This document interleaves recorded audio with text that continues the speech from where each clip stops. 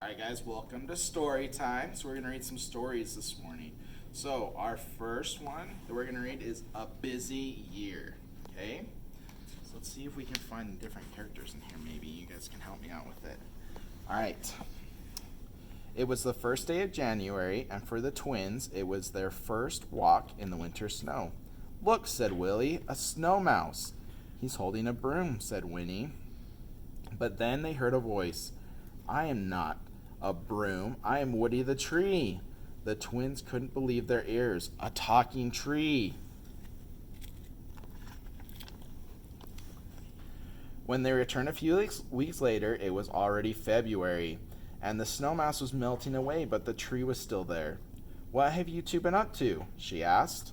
The twins told Woody about the McBarney barn where they lived, and about the cows and the horses and the chickens who lived there too. So look, the snow's starting to melt. What do you think is going to happen next in our story? In March, the rain and the wind never seemed to stop, but the twins went to see Woody just the same. She had become their friend. All this rain is fine, she said. I need it. And soon it will be spring. I can't wait. I feel my buds. Okay, so now the tree's starting to get one of the first things that needs to grow, which is water and rain. And indeed, when April came, Woody's branches were full of buds. How do you know which ones will be blossoms and which ones the leaves? Winnie wondered. To her, they looked the same. Oh, look, so now we can start seeing the different buds on the flowers growing because the sun's coming out. Oh, Woody, you're beautiful, said the twins when they returned in May. Yes, said Woody, her branches heavy with blossoms and leaves. May is my month. It was warm, and the three friends talked and played all day. On their way home, Willie said, It's a shame that Woody can't run. Oh, but look how pretty Woody's getting. All the different flowers. You look sad, said the twins when they saw Woody again. Don't you like June and the summertime? I do, said Woody, but people are careless with cigarettes and campfires, and many trees die in the flames, and I can't run. Oh, that's super sad. The twins looked at each other. Don't worry, Woody, we'll protect you, they said as they ran back to the barn to find a hose and water. Ooh, good job by the twins to keep Woody safe. It was July when one morning Winnie and Willie heard screams. Help! Help! Fire! It was Woody. They unrolled their hose as fast as they could.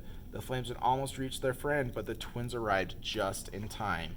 Winnie, Willie, how can I ever thank you? Said Woody gratefully. Oh, man, look at them. They're stopping the fire. Love it. August was vacation month. The twins went to the seashore with their parents. But first, they went to say goodbye to Woody. Woody was sound asleep. Let's not wake her, Willie said. They hung a note from her bark. It said, Going to the shore. Goodbye, Woody. And they signed it, Willie and Winnie. When they returned in September, Woody's branches were full of fragrant, juicy fruit. How busy you've been, the twins exclaimed. Take as many as you want, said Woody, and the twins ate their bellies full. Nothing had ever tasted so good. Wow. Woody is a pretty awesome tree, if you ask me.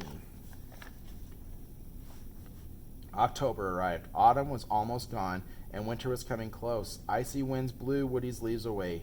Poor Woody, said the twins. Don't worry, said Woody. Next year I'll have new leaves. You'll see. All the leaves are falling to get ready for winter. The tree was bare now. It's November already, Willie whispered. What shall we give Woody for Christmas? She deserves the best, said Winnie. I shall give her a nice piece of cheese. Oh man, I don't know if a tree will eat cheese, but it's a good idea. Willie looked at her with dismay. Cheese, he said. Trees don't eat cheese. I know, said Winnie, laughing, but it's the thought that counts. Good point, Winnie. Good point.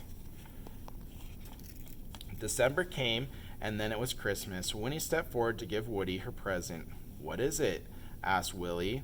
Manure, said Winnie triumphantly. So if you guys don't know, manure is like fertilizer stuff, okay, that the different plants will need. Disgusting, said Willie, but Woody laughed. Fertilizer is just what I need, and she meant it. Then it was Willie's turn. His box was full of bulbs and flower seeds to plant around the tree. Woody thanked her two friends. Merry Christmas, they all shouted together. They were happy and ready for another busy year. The end. Yay! Okay, guys, this book we're going to read is The Reason for a Flower. Birds and bees. And these, look, these are the butterflies. The little animal right there. And these sip nectar from the flowers.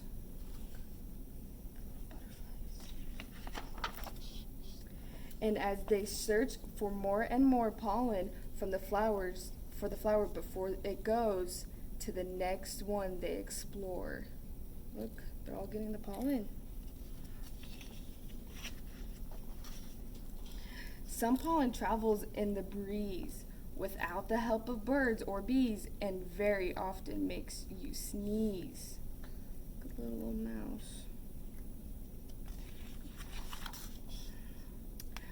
From an anther on the stamen to the stigma on the style. Pollen grains must travel and stay a little while, and then you'll see the reason.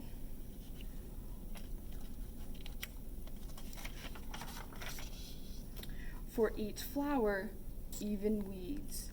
The reason for a flower is to manufacture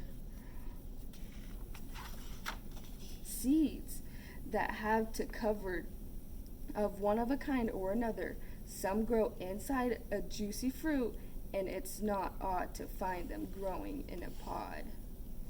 Look at all the different seeds in your vegetables, in your fruit.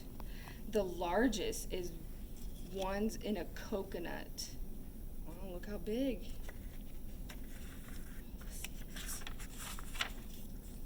Seeds travel far and wide. Some even like to hitch a ride upon a bike or on a shoe. Squirrels hide them and forget they do. Some have birds that stick to fur and travel to the top to gallop. Look, they stick everywhere they want to go. Seeds can settle anywhere they find water, sun, and air. And they grow roots and stems and leaves.